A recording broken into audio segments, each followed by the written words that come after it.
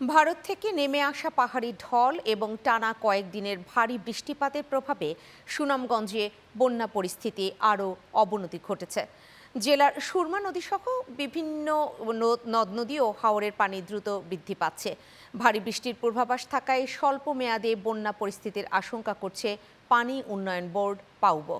সুনামগঞ্জ থেকে মনোয়ার চৌধুরীর পাঠানো তথ্য চিত্রে দেখুন ডেস্ক রিপোর্ট। সুনামগঞ্জে সাময়িকভাবে বৃষ্টির তীব্রতা কিছুটা কমলেও উজান থেকে নেমে আসা তীব্র পাহাড়ি ঢলে সুরমা নদী সহ জেলার সব নদ নদী ও হাওরের পানি দ্রুত বৃদ্ধি পাচ্ছে। এর ফলে জেলা জুড়ে স্বল্পমেয়াদী বন্যা পরিস্থিতির সৃষ্টির আশঙ্কায় বিশেষ সতর্কতা জারি করেছে পানি উন্নয়ন বোর্ড।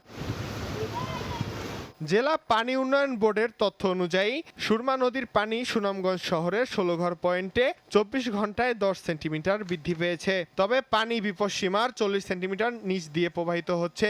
এদিকে সুরমা নদীর ছাতক উপজেলার পয়েন্টে পানি বেড়ে ৮.৬৮ মিটারে পৌঁছেছে। কালকে পানি কম আছিল, আজকে সকাল থেকে পানি বেশি বাড়তেছে। পানি বাড়তেছে, যদি বেশি বৃষ্টি হয় আমরা এদিকে পানি নামে আমরা খুব সমস্যার ধর্ম।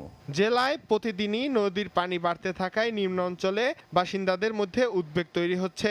পানি আরও বৃদ্ধি পেলে ঝুঁকিতে পড়বে জেলার নিচু এলাকা ও গ্রামীণ সড়ক, গুরুত্বপূর্ণ যোগাযোগ পথ। কালকে তো সারাদিন আছে উত্তাল, এবারে তো আজকে তো বর্তমানে তো উত্তাল আছে, খুবই বিপজ্জনক, মাছ ধরা যায় না। উজানের ঢল ও বৃষ্টিপাত অব্যাহত থাকায় জেলায় নদ নদীর পানি বাড়ছে। আগামী ২৪ থেকে ৪৮ ঘন্টায় পানি আরও বৃদ্ধি পেতে পারে বলে জানিয়েছে পানি উন্নয়ন বোর্ড। Channel 9 news desk.